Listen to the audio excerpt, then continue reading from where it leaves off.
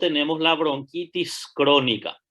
Entonces, estas son las dos entidades que se ajustan a la EPO o que forman parte de la enfermedad broncopulmonar obstructiva crónica, el enfisema de pulmón y bronquitis crónica. Esas son las dos entidades características de la enfermedad broncopulmonar obstructiva crónica. Entonces vamos a estudiar por separado cada una de ellas. Vamos a ver las manifestaciones que se van a presentar partiendo desde la causa por la cual nuestro paciente entonces va a tener o enfisema o bronquitis o va a presentar las dos entidades en sí.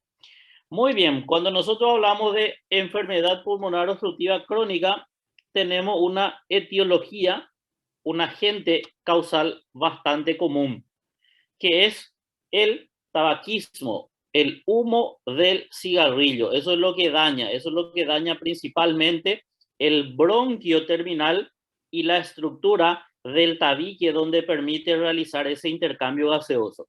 Entonces nosotros ya sabemos que el alveolo es un saquito lleno de aire.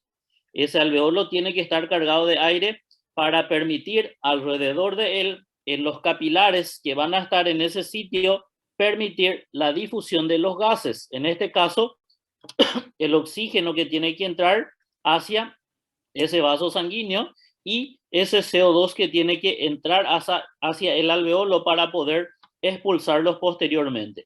Entonces aquí la principal causa que nosotros vamos a tener para que el paciente desarrolle enfermedad pulmonar va a ser de lejos el cigarrillo, humo de cigarrillo. Esa es la principal causa para que una persona desarrolle la enfermedad pulmonar obstructiva crónica. Entonces la principal causa que tenemos es el tabaquismo. Otras causas que pueden estar asociadas también. Entonces desde hace tiempo ya se viene estudiando bastante también lo que es el humo de la leña.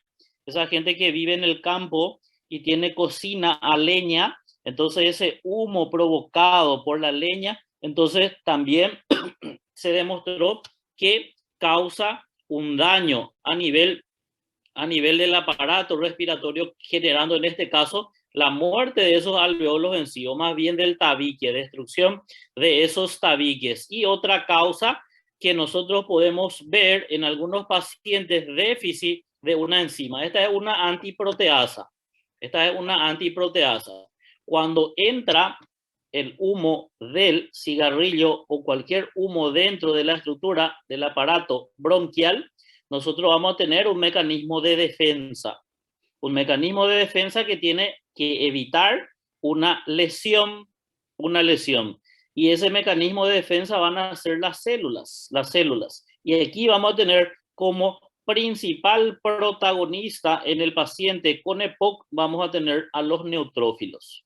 Los neutrófilos son los grandes protagonistas aquí en la enfermedad pulmonar obstructiva crónica. Cuando entra el humo del cigarrillo, entonces aquí los neutrófilos van a salir directamente a tratar de evitar un daño aquí de ese humo. Pero ¿qué hacen los neutrófilos? Los neutrófilos comienzan a producir algunas enzimas proteolíticas que son llamadas de proteasas. Y esas enzimas son las que posteriormente van a dañar a esa mucosa bronquial, generando ahí una inflamación crónica, consecuentemente una destrucción ahí de la musculatura bronquial, hipersecreción. Entonces yo voy a tener un paciente aquí que va a estar prácticamente en un cuadro de broncoconstricción.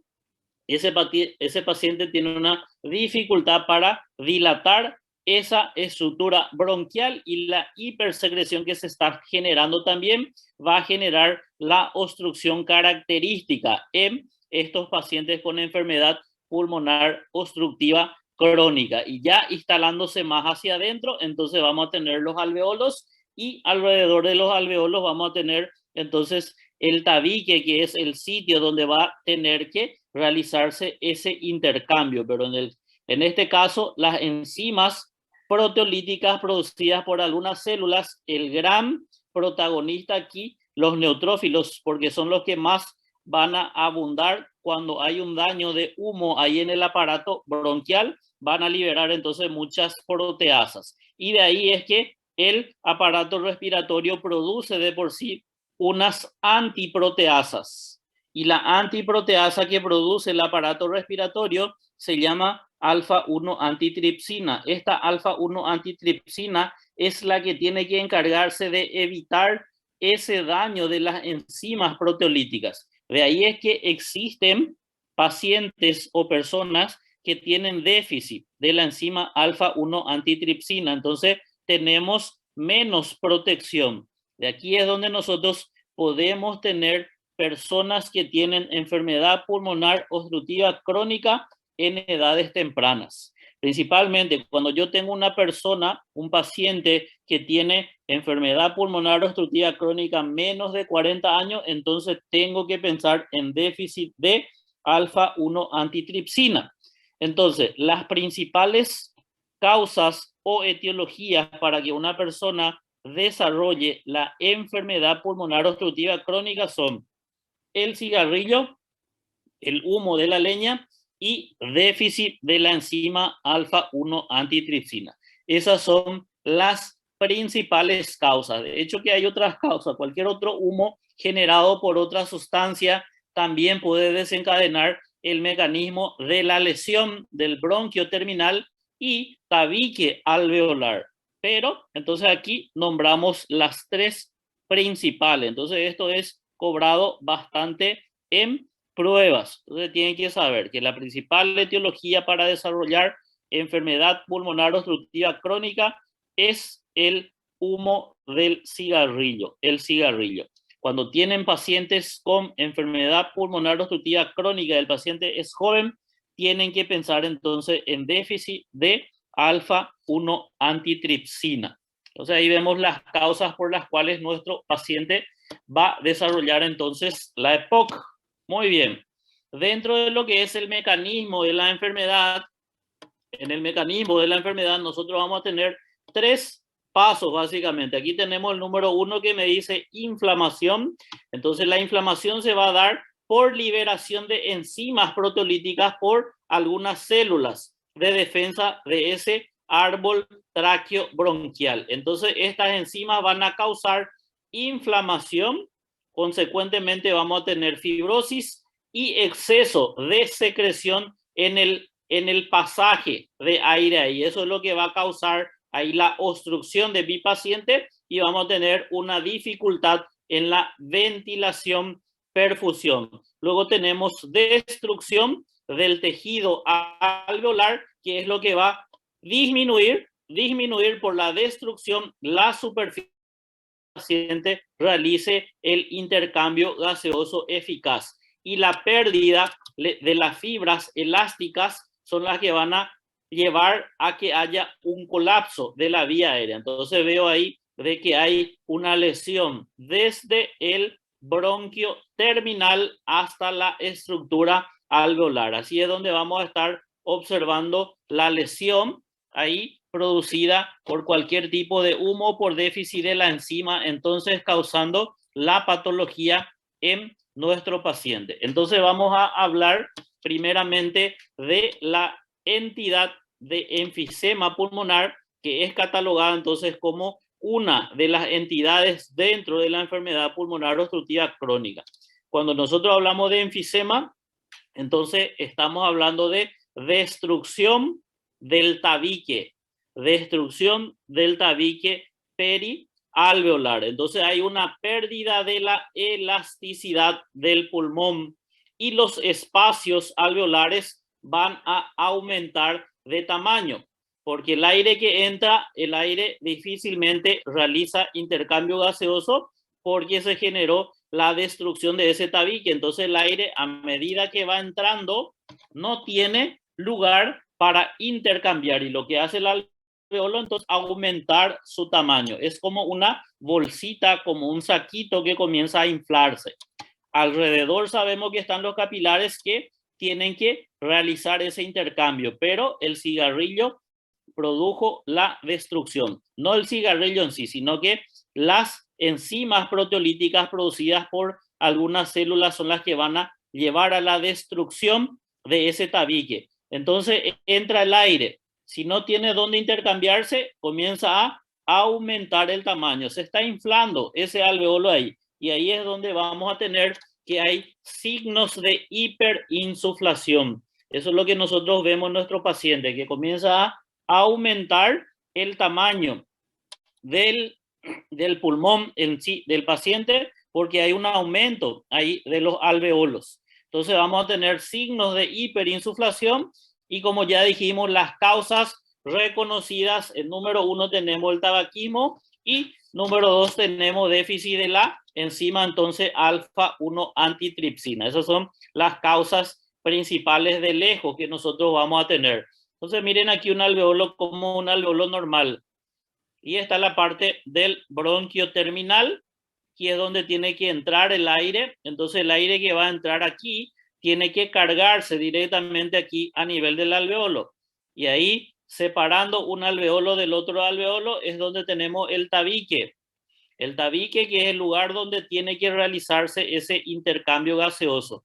Pero el humo del cigarrillo entonces estimula a alguna célula a liberar entonces sus proteasas. Principalmente son los neutrófilos, los grandes protagonistas aquí. También los macrófagos liberan estas proteasas y los linfocitos T, CD8, citotóxicos, son los que van a liberar entonces las enzimas proteolíticas que van a causar aquí la lesión de la mucosa y la lesión del tabique perialveolar. Entonces aquí, cuando hay una destrucción, miren aquí en un paciente con enfisema, el aire que va entrando no puede realizar intercambio y lo que hace el alveolo es aumentar de tamaño. Es como si se estuviese inflando este saquito sin posibilidad de realizar ese intercambio gaseoso. Entonces nosotros vamos a tener en ese paciente signos de hiperinsuflación. Si solicitamos una radiografía, nosotros podemos ver entonces esos signos de hiperinsuflación. Aquí las costillas que se ven en la radiografía se ven horizontalizadas, el diafragma se ve aplanado. Y lo característico que nosotros podemos ver en este paciente, como hay mucho atrapamiento de aire, entonces la radiografía se ve más oscura. Entonces se ve una imagen radiolúcida bien marcada. Enfisema de pulmón, el diagnóstico final para nosotros decir que el paciente está con enfisema de pulmón, recuerden, pueden anotar ahí o pueden grabar, es un diagnóstico histopatológico. ¿Qué quiere decir eso? Que si yo tengo un paciente que tiene destrucción de ese tabique, solamente voy a saber después de realizar la biopsia de pulmón. Entonces eso se hace un extendido en una lámina y el anatomopatólogo es lo que va a definir y va a certificar. Lo mismo como el cáncer. Ustedes pueden tener un tumor en alguna parte del cuerpo que está teniendo un crecimiento rápido. ¿Cuándo nosotros vamos a decir que es cáncer? Después de que se haga la biopsia y esto vaya a anatomía patológica y el anátomo patologista nos certifique que realmente es un cáncer. Ahí es donde nosotros cerramos el diagnóstico. Entonces, clínicamente, nosotros podemos decir que el paciente está con una enfermedad pulmonar obstructiva crónica. Enfermedad pulmonar obstructiva crónica. Y el diagnóstico final de enfisema lo vamos a dar por la anatomía patológica. El diagnóstico es histopatológico. De esa forma se hace el diagnóstico de enfisema o se cierra en este caso el diagnóstico de enfisema. No así la bronquitis crónica. Porque cuando nosotros hablamos de bronquitis crónica, la definición me dice bien claro. Paciente que está con bronquitis crónica es aquel que tiene tos por 3 meses durante 2 años consecutivos. Ni es necesario que sea 3 meses de seguido. Me dice la definición. 3 meses de tos. Vamos a suponer, el mes de junio ustedes comenzaron a toser todo el mes. Ahora no están tosiendo, el siguiente mes comienzan a toser, después no tosen y el siguiente tienen otra vez tos. Entonces no son 3 meses seguidos, sino que me habla de 3 meses de tos por 2 años consecutivos. Esa es la definición de bronquitis crónica.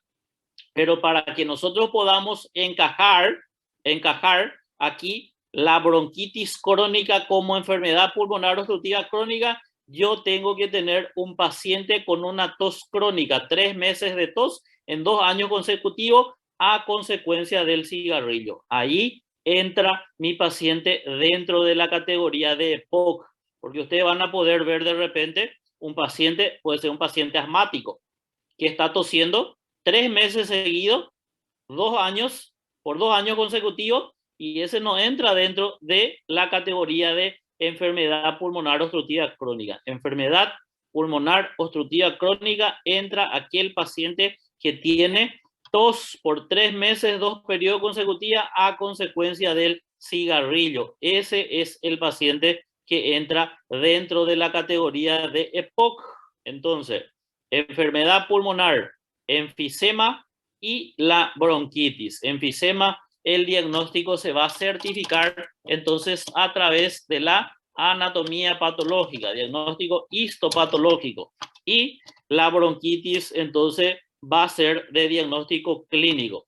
En los dos nosotros podemos prácticamente, teniendo la clínica, vamos a ver cuál es la sintomatología que van a tener estos pacientes. Nosotros podemos hacer una prueba. La prueba es la prueba ahí de la obstrucción de flujo aéreo comprobado por la espirometría.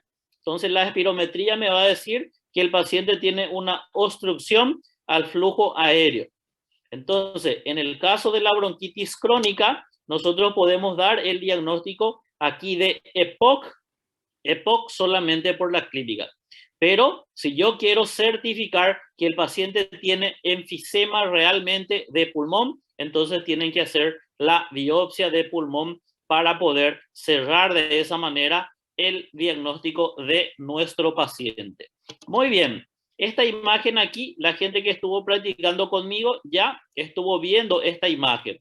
Entonces, esta imagen que estamos observando es característico de hiperinsuflación. Entonces, como dijimos, el aire que comienza a entrar adentro no puede hacer intercambio gaseoso, entonces lo que comienza a producirse ahí adentro es que vamos a inflar el saquito de aire, que es el alveolo, y esto va a tener una repercusión posterior en el tórax del paciente.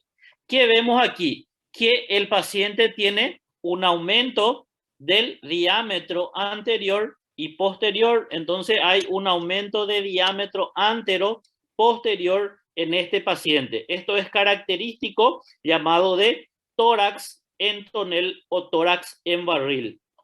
Es característico de un paciente que presenta enfisema pulmonar. Entonces aquí, característico aquí, el tórax en tonel de un paciente que presenta entonces enfisema pulmonar. Entonces ahí se llama también tórax enfisematoso. Como dijimos, hay destrucción del tabique que hace de que aumente de tamaño el diámetro anteroposterior. Este paciente tiene dificultad para realizar intercambio gaseoso. Y si tenemos una dificultad para realizar intercambio gaseoso, quiere decir que va a entrar poca cantidad de oxígeno y va a salir también poca cantidad de dióxido de carbono. Al tener una disminución en la concentración de oxígeno en sangre, es donde yo voy a catalogar que mi paciente está con un cuadro de hipoxemia. Entonces, la hipoxemia es cuando disminuye la concentración de oxígeno en sangre. Estos pacientes son pacientes hipoxémicos, viven con niveles de oxígeno bajo. Entonces, hay una disminución en la concentración de oxígeno, pero es una patología, como dice su nombre, crónica. Cuando hay una entidad crónica instalada en el cuerpo se va a adaptar. Entonces, si nosotros estamos bien, la saturación que tiene una persona que no tiene ninguna entidad respiratoria, normalmente va de 96, 97, 98, 99 milímetros de mercurio. Eso es lo que me marca con el saturómetro. Esa es la saturación normal. Si esa persona, por A o B motivo, comienza a caer la saturación comienza a bajar de 94, ese paciente va a tener una dificultad para respirar. Pero recuerden que este es un paciente ya hipoxémico. La destrucción se ve desde mucho tiempo atrás. Entonces, estos pacientes nosotros podemos obtener ahí, mediante el oxímetro de pulso, una saturación 92, 93, 94 milímetros, pero el paciente está en un buen estado general. Entonces vamos a tener que el paciente va a convivir y su cuerpo se va a adaptar a eso.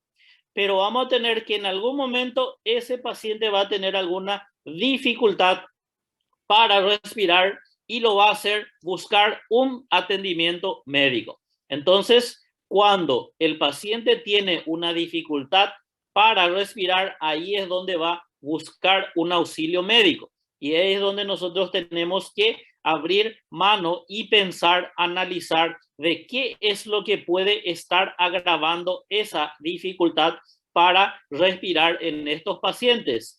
Y generalmente es un cuadro de aumento o de estrés metabólico en este paciente. Entonces, este paciente, si tiene algún estrés en su metabolismo, va a requerir mayor demanda energética. Y la demanda energética la va a obtener mediante la glucosa y mediante el oxígeno para generar el metabolismo celular. Entonces, la glucosa la va a obtener prácticamente del catabolismo de los carbohidratos, pero el oxígeno necesita del aparato respiratorio. Entonces, este paciente que tiene un aumento en la demanda metabólica por algún estrés va a comenzar a hiperventilar. Y ahí es donde entra en problema este paciente, porque con un cuadro de hiperventilación aumenta la frecuencia respiratoria, pero él no tiene mucho parénquima para obtener ese oxígeno. Y ahí es donde este paciente comienza a fatigarse. El estrés metabólico, en la gran mayoría de los casos, se ve por una infección sobreagregada en estos pacientes. Y tienen que saber que el paciente con enfermedad pulmonar obstructiva crónica, la vía respiratoria está colonizada por una bacteria aquí. Entonces, lo único que necesita es bajar un poquitito la inmunidad de mi paciente para poder aquí establecerse la infección por la bacteria ya instalada ahí en el aparato respiratorio. Entonces vamos a tener nosotros un punto de partida que va a ser una infección. Entonces una infección en ese aparato respiratorio que le va a generar un estrés, que va a aumentar su metabolismo basal, que va a necesitar mayor demanda de energía. Y la energía la va a obtener con la glucosa y el oxígeno. Y ahí comienza a hiperventilar. Ese paciente con dificultad para respirar, ese paciente lo van a tener ahí en el hospital. Entonces tenemos nosotros un paciente que está cursando una dificultad respiratoria y es un paciente con enfermedad pulmonar obstructiva crónica. Diagnóstico lo vamos a hacer prácticamente de forma clínica.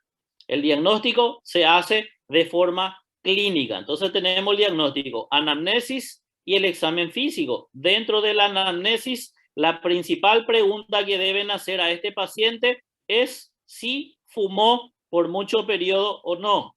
Esa es la principal pregunta. Y dentro del examen físico, miren ahí, al sacarle la remera, nosotros ya vemos el tórax característico de mi paciente, que es el tórax en tonel. Ahí yo ya pienso de enfisema. Entonces estoy pensando de enfisema. Para certificar, ya dijimos, tienen que hacer la biopsia del pulmón y ahí recién se certifica el diagnóstico de enfisema. Enfisema, se certifica el diagnóstico de forma histopatológica. Entonces aquí yo tengo prácticamente un diagnóstico clínico que voy a tener que certificar si es que quiero a través de una biopsia. Pero aquí ya entendemos lo que está pasando con este paciente. Muy bien, tenemos un paciente con enfermedad pulmonar obstructiva crónica que consulta por dificultad para respirar. Ya sabemos que el problema es dificultad para respirar y muy probablemente esté desencadenado por el estrés metabólico. Entonces vamos a tener que buscar infección en nuestro paciente. Y para nosotros buscar la infección en ese paciente, podemos hacer mano nada más de un simple hemograma. Y dentro del hemograma, ustedes ya saben qué es lo que viene dentro del hemograma. Entonces tenemos nosotros estudiar 3 células principalmente ahí. Glóbulos rojos, los glóbulos blancos y las plaquetas. Los glóbulos rojos van de 4.5 a 5.5 millones por decilitro. Si yo miro este paciente, analizo este paciente y voy a estudiar los glóbulos rojos de este paciente, entonces ustedes tienen que analizar ahí. Glóbulo rojo de mi paciente con enfermedad pulmonar obstructiva crónica. ¿Cómo va a estar? ¿Va a estar aumentado o va a estar disminuido? Muy bien, vamos a ver si es que confirman ahí que si dice que está trabando. ¿Alguien confirma? Confirma. Está normal. Normal. Entonces, aquí sí hay con problemas de internet. Muy bien, ahí ya nos dijo Rafisa, nos dijo Tarek, ahí. Entonces, ¿qué vamos a tener? Glóbulos rojos aumentados. Y eso ahí. Así mismo, cuando nosotros tenemos aumento en el número de glóbulos rojos, eso se llama policitemia o poliglobulia. Muy bien, vamos a ver aquí. ¿Qué sí? ¿Eso veo ahí? Sí. Muy bien, excelente. Entonces continuamos ahí. La compañera ya resolvió su problema de internet. Glóbulos vermelhos. Ahí como dijeron, el glóbulo rojo va a estar alto. Cuando hablamos de glóbulos rojos elevados, eso se llama policitemia. Policitemia, entonces, es aumento en el número de glóbulos rojos. Se divide en policitemia primaria y policitemia secundaria. La policitemia primaria es aquel tumor de la médula ósea productor de glóbulos rojos. Entonces, ahí tengo un tumor primario en la médula que produce muchos glóbulos rojos. Eso vieron ahí en leucemia, que había una leucemia que podía hacer que el paciente presente mucha cantidad de celularidad.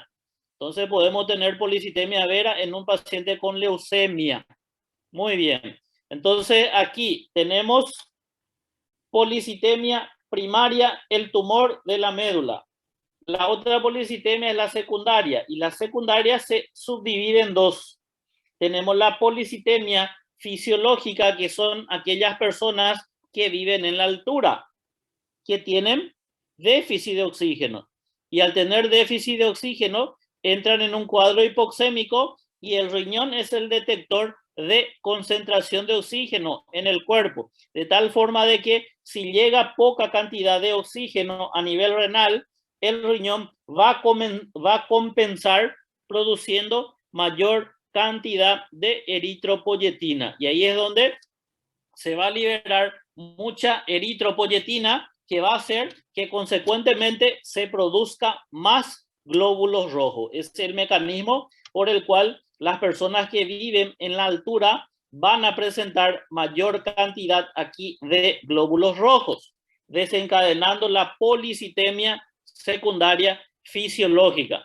Y la policitemia secundaria patológica tenemos aquí este paciente con una enfermedad pulmonar obstructiva crónica. El enfisematoso es el que va a tener menos concentración de oxígeno. Y menos concentración de oxígeno, quien detecta será el riñón, que va a estimular más eritropoyetina y va a hacer de que se produzca más glóbulos rojos. Mi paciente con enfisema pulmonar, recuerden ahí que van a ver cifras aumentadas de glóbulos rojos. Este paciente hace policitemia secundaria patológica a raíz de la destrucción del tabique perialveolar. Muy bien, entonces glóbulos rojos ya sabemos cómo van a estar. ¿Quién me interesa aquí? Me interesa encontrar la infección, y dentro de la infección que vamos a tener en este paciente es donde nosotros tenemos que estudiar a los glóbulos blancos. 4.000 a 10.000. Entonces, generalmente vamos a encontrar glóbulos blancos mayor de 10.000. Paciente con un cuadro de leucocitosis. Y ya saben ustedes que los glóbulos blancos se dividen en granulosos y agranulosos. Y dentro de los granulosos tenemos los neutrófilos, eosinófilos y los basófilos. Lo que van a estar de lejos aumentados en este paciente van a ser los neutrófilos por esa infección bacteriana que está presentando mi paciente, porque recordamos que la colonización del aparato respiratorio se está dando por una bacteria aquí. Entonces vamos a tener una leucocitosis a expensa de neutrofilia. Leucocitos mayor de 10.000 a expensa de neutrofilia mayor de 65%. Eso es lo que nosotros vamos a encontrar en el examen laboratorial de ese paciente, aquí con un cuadro de enfisema pulmonar. Y las plaquetas no van a estar alteradas. Muy bien. Teniendo todo en claro aquí lo que está sucediendo, sabemos que el paciente está con una dificultad para respirar a consecuencia de una obstrucción. Entonces, yo tengo que actuar aquí en base a la obstrucción que está presentando mi paciente. Recordando ahí que la mejor droga para poder desobstruir los bronquios van a ser los beta-2 adrenérgicos, beta-2 agonistas. Salbutamol y fenoterol son los beta-adrenérgicos de acción rápida. En un tiempo de 5 a 10 minutos, perdón, de 5 a 15 más bien, es el mecanismo por el cual van a actuar estos medicamentos. En un periodo de 5 a 10 minutos, de 5 a 15 minutos ya vamos a tener la dilatación de esos bronquios. Y dependiendo de la gravedad, nosotros vamos a ir asociando otros medicamentos. Entonces aquí, lo que causa rápidamente dilatación de los bronquios está comprobado, demostrado, son los beta-2 adrenérgicos. Eso es lo que causa. Podemos asociar otros medicamentos como los anticolinérgicos. Los anticolinérgicos actúan después de 30 a 60 minutos. No causan una broncodilatación directa. Ellos más bien lo que hacen es inhibir, impedir broncoconstricción. Entonces aquí, para yo dilatar de forma rápida, lo que tengo que hacer es beta-2 adrenérgico. Si el cuadro está grave, voy a asociar con un anticolinérgico para que cuando esté dilatado el bronquio, difícilmente se produzca una broncoconstricción nuevamente. Y luego actuar para el mantenimiento de este paciente, es donde nosotros hacemos mano del corticoide que puede usar entonces este paciente, que puede aquí ayudar a la obstrucción. Entonces los corticoides antiinflamatorios esteroideos, de preferencia, si mi paciente puede deglutir, tiene que tomar vía oral. Si no puede deglutir, vía endovenosa, porque el medicamento actúa más rápido y actúa con menor dosis. Se puede utilizar también de forma inhalatoria, se puede usar, pero el problema que se da con el medicamento, ahí el corticoide inhalatorio, es que se necesitan dosis muy altas para poder tener el objetivo terapéutico, que con una simple dosis vía oral se podría resolver. Y también que la dosis de forma inhalatoria va a demorar un poquitito más. Dentro de la oral y la endovenosa, ¿cuál actúa más rápido? Las dos actúan en el mismo momento. No se demostró que una u otra actúe más rápido aquí. El corticoide tarda para realizar su efecto. Entonces, ya sea vía oral o de forma intravenosa. En el caso del inhalatorio, el problema que se da es que se necesitan grandes dosis para cumplir el efecto terapéutico que se podía hacer con una simple pastillita. Ese es el problema que se da aquí con los corticoides, pero se debe asociar también cuando tenemos ahí un empeoramiento de la enfermedad de este paciente. Entonces, esto sería el enfisema de pulmón. Y dentro de lo más importante que nosotros tenemos en el enfisema pulmonar, que ese paciente con enfisema pulmonar, ese paciente va a tener una afección sobre el corazón. Eso es lo más importante que tienen que grabar y entender bien claro aquí. Ustedes saben que el corazón se divide en dos. Tenemos nosotros un corazón derecho y tenemos nosotros un corazón izquierdo. El corazón derecho maneja sangre con dióxido de carbono. El corazón izquierdo maneja sangre con oxígeno. La sangre siempre va a llegar a nivel de las aurículas y siempre va a salir de los ventrículos. Entonces, del lado derecho llega sangre con CO2 aquí hacia arriba por la vena cava superior y por debajo la vena cava inferior. Al lado izquierdo, aquí vamos a tener venas pulmonares. 2 del lado derecho y 2 del lado izquierdo. Ahí, 4 venas pulmonares. Entonces la sangre con CO2 va a ir al corazón derecho, aurícula derecha, ventrículo derecho. Entonces esto sale por una arteria. Todo lo que sale del corazón va a ser arteria. Entonces la arteria que va a salir de mi ventrículo derecho, esa arteria se va a dirigir hacia el pulmón. Por eso entonces va a llamarse de arteria pulmonar o como quieran llamarlo, de tronco pulmonar. Y ahí es donde vamos a tener que la sangre se va hacia los pulmones. ¿Cuál va a ser el objetivo? Realizar ese intercambio gaseoso. Una vez que se hizo el intercambio gaseoso, retorna la sangre aquí al corazón izquierdo. Aurícula izquierda, ventrículo, y esto sale entonces por el ventrículo izquierdo y por la aorta se va a distribuir a la circulación sistémica. Ahí. Si nosotros tenemos una alteración en la circulación sistémica, esto ya les comenté a ustedes, hipertensión arterial sistémica. Entonces, hipertensión, hay una disminución de ese calibre de la aorta y todos los vasos sanguíneos de la circulación sistémica.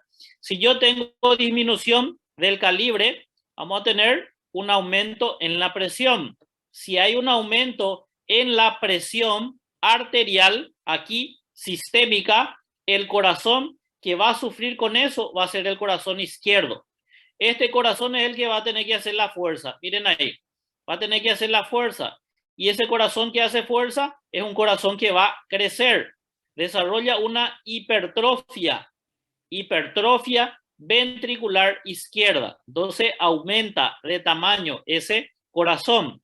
Pero es un músculo y la musculatura no va a aguantar todo el tiempo con esta presión sostenida que está presentando. Por eso tenemos que tratar la hipertensión. Entonces aquí, el principal tratamiento que vamos a tener es dilatar este vaso sanguíneo. Entonces tenemos que hacer aquí vasodilatadores. Entonces para la presión se puede utilizar aquí un vasodilatador que van a ser los IECA o BRA. Enzima inhibidores de la enzima convertidora de angiotensina va a aumentar el calibre. O los bloqueadores de los receptores de angiotensina 2 también van a aumentar el calibre y eso van a mejorar aquí para que el corazón no tenga que hacer mucha fuerza. Muy bien, entonces la hipertensión arterial sistémica sobrecarga el corazón izquierdo. Eso es lo que va a sobrecargar la hipertensión. Pero en este caso de paciente con enfisema de pulmón, entonces aquí yo tengo saliendo el tronco de la arteria pulmonar ahí, la arteria pulmonar derecha, la arteria pulmonar izquierda, y ahí vamos a tener el pulmón. Entonces, es llevada la sangre bombeada del ventrículo derecho hasta aquí, hasta el capilar perialveolar, para poder desembocar aquí el CO2 en el alveolo. Pero el paciente con enfisema tiene una destrucción de este tabique, y eso es lo que le hace de que haya una incapacidad de pasar esa sangre por el territorio pulmonar. Entonces lo que se va a producir es un aumento del calibre de esa arteria pulmonar, y esto me va a llevar a una hipertensión. En este caso no va a ser una hipertensión sistémica, pero mi paciente va a tener una hipertensión pulmonar, y ahí es donde el corazón comienza a hacer fuerza para vencer aquí la destrucción. Pero el problema está de que no podemos pasar la sangre por la destrucción del tabique en sí. Y aquí mi paciente comienza a tener un aumento de tamaño de la cámara derecha del corazón. Entonces, ¿qué vamos a tener? Se produce una hipertrofia ventricular derecha. Ahí nos dijo Fernanda, este paciente va a desarrollar un cuadro de insuficiencia cardíaca derecha. Entonces aquí, el paciente que está con un cuadro de enfisema, entonces un paciente que va a desarrollar ahí un cuadro de insuficiencia cardíaca derecha. Eso es lo que va a desarrollar mi paciente. Ahí se trabó un ratito el lápiz, voy a colocar otra vez aquí para poder terminar la explicación.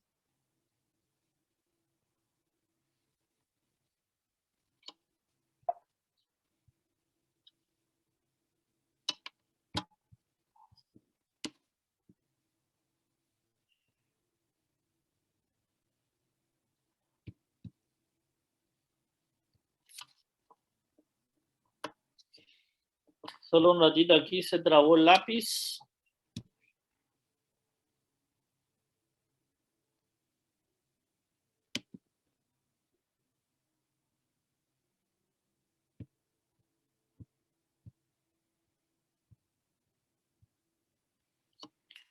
Ahí. Muy bien.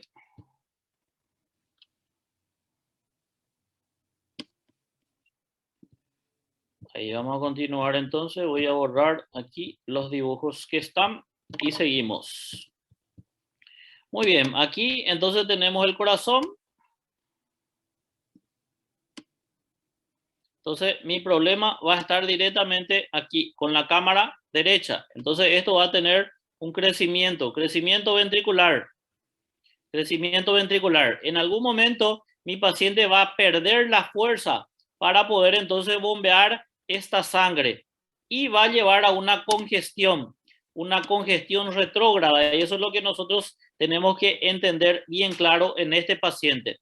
Entonces dijimos que mi paciente va a llegar la sangre a nivel del corazón derecho por las venas cavas. Aquí tenemos entonces la vena cava superior, la vena cava inferior.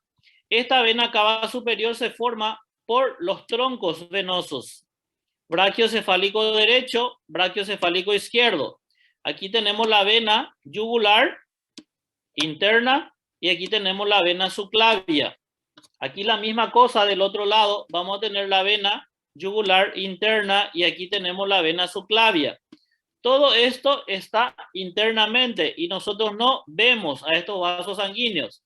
Pero cuando hay una falla de la cámara cardíaca derecha del corazón, entonces todo esto genera un cuadro congestivo y hay entonces una hipertensión. Todo esto va a aumentar de calibre porque la sangre no está pudiendo pasar esa cámara derecha del corazón. Muy bien. Un ratito aquí, Ana, voy a terminar esto y ya voy a responder tu pregunta aquí. Aquí entonces nosotros tenemos una vena que va a estar por afuera del esternocleido mastoideo. Esa vena es la yugular externa. Y nos dijo Fernanda que vamos a observar una ingurgitación de la yugular. Ahí está, miren. Ahí está la yugular externa de ese paciente. Ese esa vena se hincha. Eso se llama ingurgitación yugular, característico de que el paciente tiene una insuficiencia de bomba o cámara derecha, insuficiencia cardíaca derecha. Entonces, miren aquí, esto se llama también signo de Kussmaul. Ustedes que aman los epónimos, entonces el signo de Kussmaul es la dilatación de la vena yugular externa aquí, porque no está pudiendo pasar el territorio aquí de la aurícula del lado derecho. Ahí no va a poder pasar entonces el corazón porque aquí no está pudiendo atravesar el pulmón. Ese es el problema que se da. Este paciente, al no poder pasar, dijimos que tiene un crecimiento derecho. Y ese crecimiento derecho que se da en el corazón es lo que desarrolla un cuadro que se llama de corazón pulmonar o cor pulmonale. Van a ver eso después en anatomía patológica, van a ver lo que es un corazón pulmonar ahí, un corazón totalmente aumentado de tamaño aquí en la cámara derecha, justamente porque hay una hipertensión en la arteria pulmonar que hace que crezca este corazón. Eso se llama entonces corazón pulmonar o cor pulmonale. Entonces aquí, dentro de la clínica que va a tener mi paciente, vamos a tener que la vena yugular externa va a estar totalmente hinchada, ingurgitada. Aquí por debajo nosotros tenemos el diafragma. Inmediatamente por debajo del diafragma está el hígado. Y el hígado es un reservorio de sangre. De tal forma que si no puede pasar esta cámara derecha cardíaca, miren que aquí la vena cava inferior, el hígado tiene como principal medio de fijación la vena cava mediante la desembocadura de estas venas suprahepáticas. Y al no poder pasar la cámara, lo que se produce es un aumento de tamaño del hígado. Eso se llama hepatomegalia. Y aquí el vaso, recuerden que la vena, que es la vena esplénica, se va a la porta.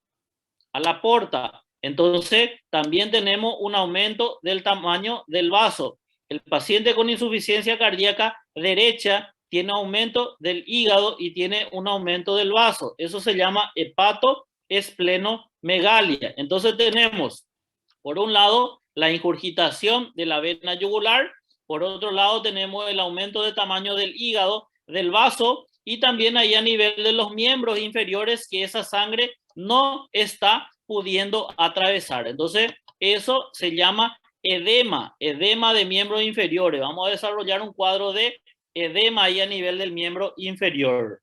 Muy bien, entonces aquí ya nos colocó Breno la triada diagnóstica de insuficiencia cardíaca derecha. Por un lado tenemos la ingurgitación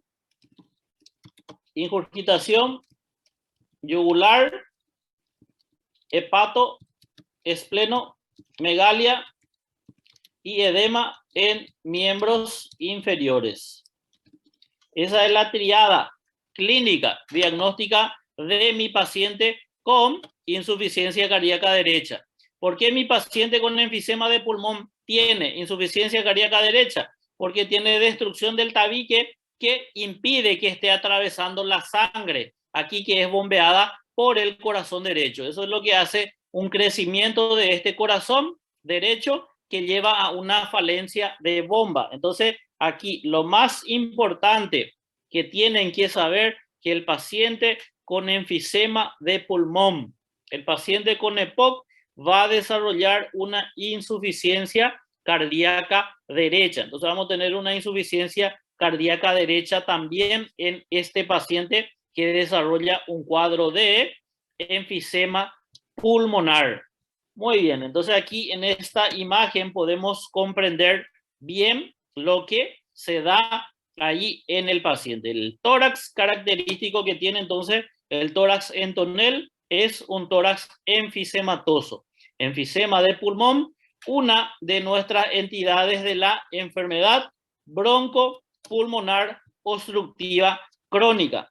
Aquí, entonces vamos a ver la fisiopatología de por qué se da la entidad en sí. Entonces hay una desorganización de la elastina, entonces que hay dentro del árbol tráqueo bronquial. Y la desorganización se da por destrucción.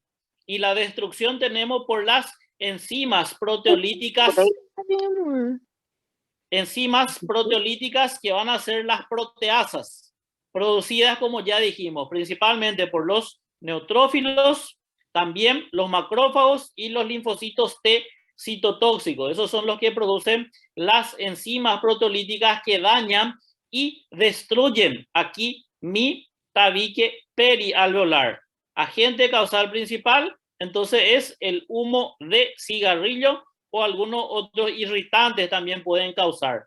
Y déficit de la enzima antitripsina. La enzima antitripsina, entonces, es una antiproteasa. Ella nos da protección contra estas enzimas proteolíticas. Entonces, si tenemos pacientes que tienen déficit de la enzima alfa-1 antitripsina, van a desarrollar más fácilmente un cuadro de enfermedad pulmonar obstructiva crónica. Entonces, tenemos pacientes que tienen EPOC en edades tempranas, menores de 40 años, entonces tienen que pensar ahí en déficit de enzima alfa-1 antitripsina. Entonces, esta es la fisiopatología que se va a dar. Y la clínica que tenemos en el paciente es de tos con expectoración, debido ahí a la pérdida de la elasticidad bronquial, es donde tenemos la obstrucción que lleva al paciente a presentar o cursar con dificultad respiratoria. Y en algunos casos, principalmente en aquel paciente con bronquitis crónica, podemos tener hemóptisis, que es aquel paciente que tose con sangre. Entonces podemos ver ahí que hay una tos con sangre, principalmente en aquellos pacientes con bronquitis crónica. Y esto van a detallar mejor en anatomía patológica los tipos principales de enfisema, que básicamente son dos: el centroacinoso y el panacinoso. Esos son los tipos de enfisema que hay en el paciente. El diagnóstico, entonces, estamos basados en la historia clínica y la prueba funcional, que es a través de la espirometría. En el caso de enfisema pulmonar, el diagnóstico final, quien certifica, es la histopatología, el diagnóstico anatomopatológico. Ahí se certifica el diagnóstico final. Entonces, lo que se observa es clínica más alteración en pruebas funcionales, donde nosotros tenemos que observar en la espirometría el cuadro de obstrucción que no es reversible. Entonces tenemos ahí un cuadro de obstrucción que no revierte completamente la obstrucción de este paciente. Ahí es donde tenemos el diagnóstico de enfermedad pulmonar obstructiva crónica en el paciente. Y dentro de lo que es el enfisema, la clasificación que se utiliza se llama clasificación de Gold. Y es esta clasificación de Gold que me da entonces 4 estadios de mi paciente con enfisema.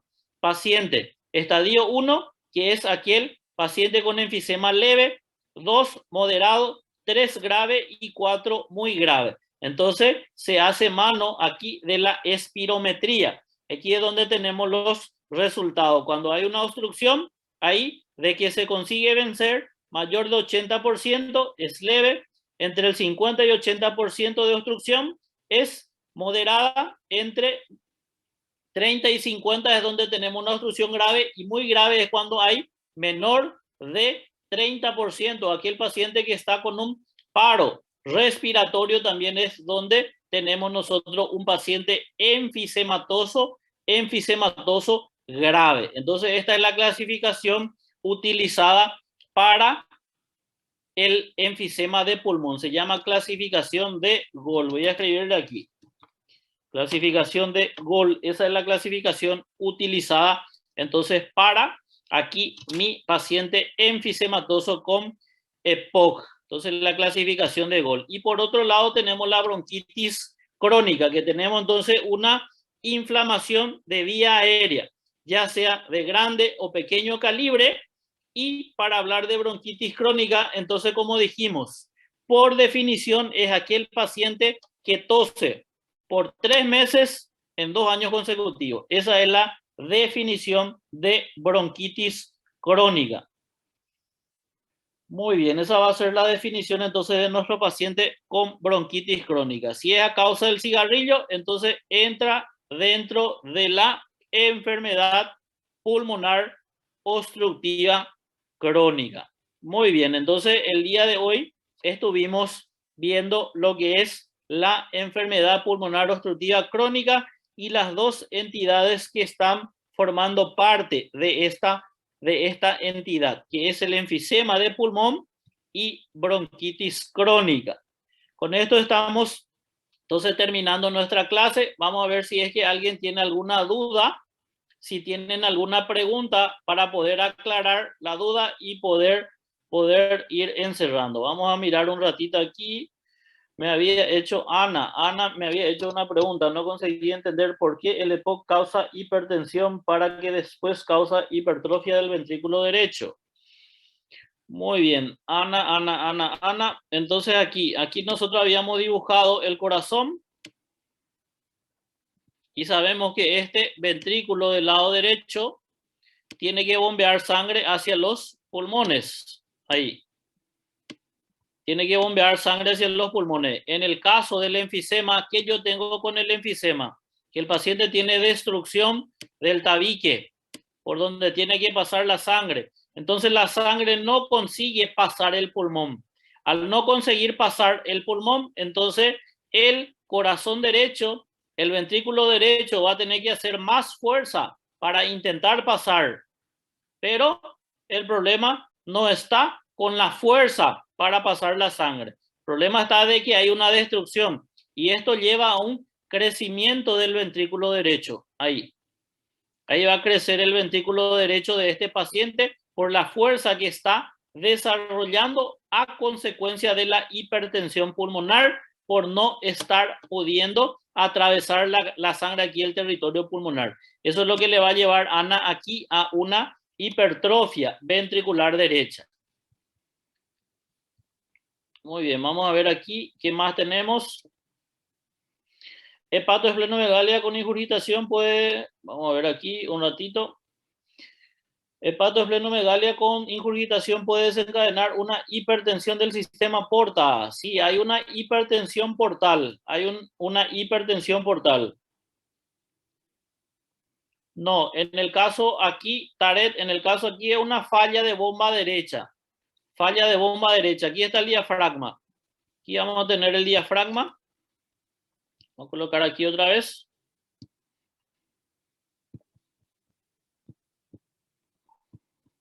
¿Qué es lo que tenemos? Vamos a mirar. Aquí vamos a colocar otra vez el corazón. Ahí vamos a colocar el corazón. Ahí. Entonces, el diafragma, si le ponemos aquí, ahí es donde va a atravesar la vena cava inferior y tiene que desembocar en el piso. Y aquí tenemos inmediatamente por debajo el hígado.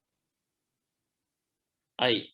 Entonces, nosotros vamos a tener un cuadro de hipertensión portal posthepática a consecuencia de la insuficiencia cardíaca derecha. Entonces, ahí dice, hepatoesplenomegalia con esta ingurgitación puede desencadenar una hipertensión portal o eso es más característico por alguna patología gastrointestinal. En este caso, nosotros tenemos la hepatoesplenomegalia, Taret, por la insuficiencia de bomba derecha. Aquí no podemos atravesar prácticamente lo que sería el corazón derecho debido a una falla pulmonar y eso causa una congestión, no una patología gastrointestinal. El problema se da directamente aquí por falla de bomba cardíaca derecha. Eso hace aumentar el tamaño del hígado. Entonces le lleva a una hipertensión. ¿Cómo se diferencia la bronquitis? Francieli dice aquí, ¿cómo se diferencia la bronquitis crónica de la bronquitis aguda? En el caso de bronquitis aguda, Francieli, recordate que principalmente va a ser secuela de un episodio viral. Probablemente tengamos una infección viral instalada primeramente que después llevó a una obstrucción del bronquio. El paciente va a tener sibilancia. En el caso de la crónica, tenemos que tener periodo de tos tos, 3 meses de tos. Bronquitis aguda no tose 3 meses. Bronquitis crónica, 3 meses de tos por 2 años consecutivos. Eso lleva a bronquitis crónica. Si es a causa del cigarrillo, entonces es una enfermedad pulmonar obstructiva crónica. Muy bien, muy bien. Excelente, excelente, excelente. Vamos a ver si es que tienen más alguna otra duda, alguna otra pregunta.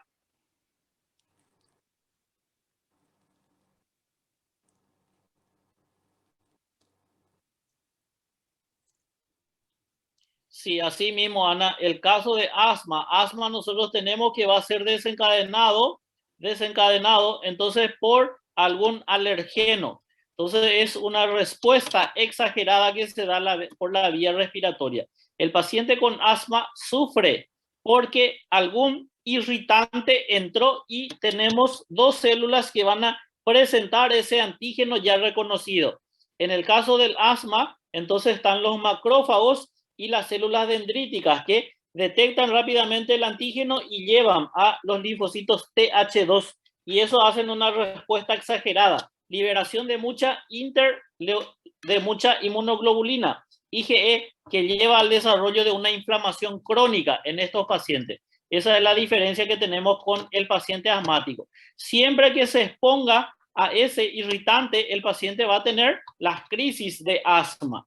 En el caso de la bronquitis aguda, inflamación aguda de los bronquios, principal etiología que vamos a tener van a ser los virus.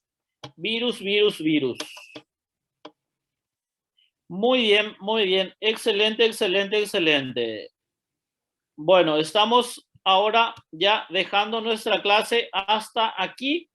Entonces, nos vemos en una siguiente clase. La gente que tiene práctica conmigo esta semana, entonces nos vemos esta semana. Entonces, hasta una próxima, pessoal. Chao, chao.